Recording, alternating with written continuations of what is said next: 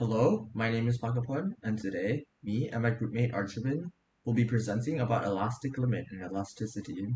I will be explaining the terms and vocabs needed to understand the concept, and Archawin will be explaining the concept itself.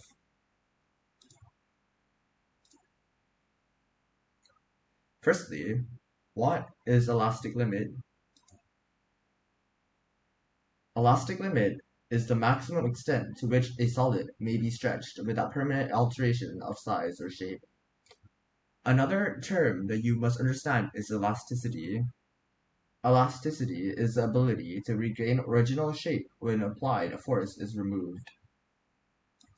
Now, I will be explaining the formulas.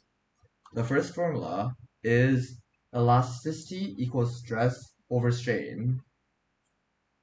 The next formula is Hooke's law.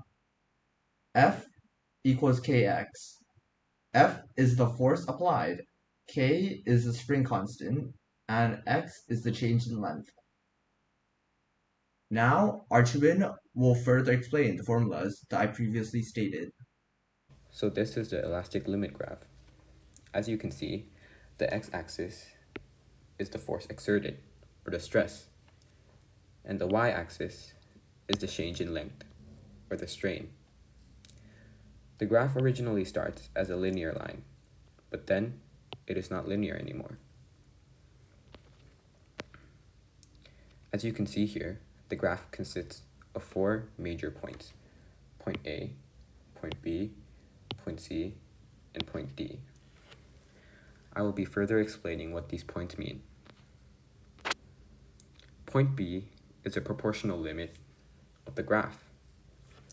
So from point A to point B, this is the part where the graph is linear, meaning that the force exerted and the change in length is directly proportional to each other. The proportional limit marks the last place in the graph, where the force exerted and the change in length is still directly proportional to each other.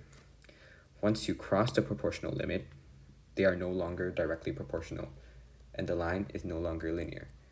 So to summarize, the proportional limit is basically the last point in which the line is still linear. Next is the elastic limit.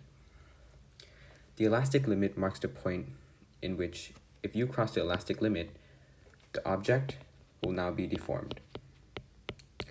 So before the elastic limit, when you stretch an object, the object will go back to its original shape. So from point A to point C, the object, if you were to stretch it, it will return to its original shape. However, once you cross point C, the object will start getting deformed, and it won't return to its original shape. Now I will explain point D. So point D is called the breaking point. If you stretch something hard enough, it would obviously break and form two parts. So, if you reach point C and start stretching, the object will start to deform. But if you exert a lot of force that it reaches point D, or the breaking point, the object would break in two.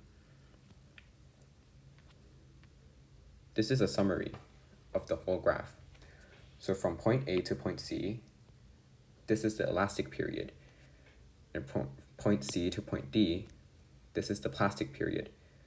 But what does this mean? It means that from point A to point C, if you stretch an object, it will return to its original shape. But if you reach point C and you go over point C, you will reach the plastic period, which is basically the deformation of your object. So from point C to point D, your object starts getting deformed, and once you reach point D, it will break in two. This is the elastic limit graph of what happens when you stretch an object. Pakapon will now be demonstrating this graph. Pakapon will now be stretching the rubber band so that it goes from point A to point B, where it is still linear, and the rubber band isn't deformed. As you can see here, it returns to its original shape, and it's not deformed. We will now be stretching it so that it exceeds its elastic point, which results in the deformation of the rubber band. As you can see here, the rubber band has grown longer in length, and the gaps between the twists are also larger. We will now be letting the rubber band reach point D, or the breaking point, where it snaps in half.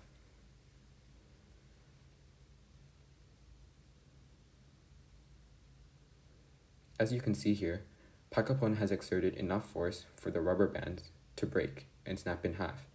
This means that the graph has now reached point D. I will now be explaining a formula in which Pakapon previously stated. So the formula is elasticity equals stress over strain. So stress is the force exerted upon an object when you stretch it, and strain is the change in length that occurs from the stretch. This concept might be hard to understand, so we will provide an example. Suppose you are provided with a rubber string and a steel string.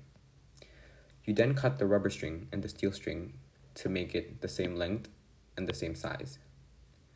And now you pull both of these strings with equal forces. Which string do you think will stretch more? You will obviously answer the rubber string. And that answer is correct. However, if I were to ask you which object was more elastic, you would probably answer the rubber string as well. However, that answer is wrong. That is because the steel string is more elastic. There is a common misconception that elasticity is the same as flexibility. However, elasticity is not flexibility. For something to be more elastic, it has to offer more resistance to a deforming force, and it has to return to original shape quicker.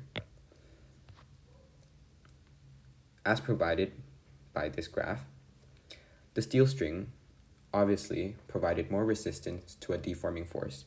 This is because it stretched less than the rubber string. If the rubber string were to stretch more than the steel string, that would mean that the rubber string provided less resistance toward the deforming force.